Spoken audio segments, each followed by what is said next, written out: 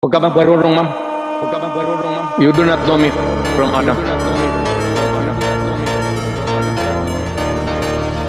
Nalaman natin, meron talagang reward system at merong pinanggagalingan yung pondo para dun sa reward system. Do not make me account to something which I cannot do legally.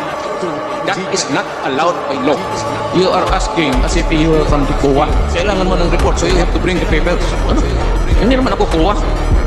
Ako po ay nagtatanong dahil ako po ay pinapapatay ni dating Pangulong Duterte. Kung pinapatay kita, bakit buhay ka pa ngayon? Successful po ba ang war on drugs ninyo? Successful na. Na-minimize yung drugs.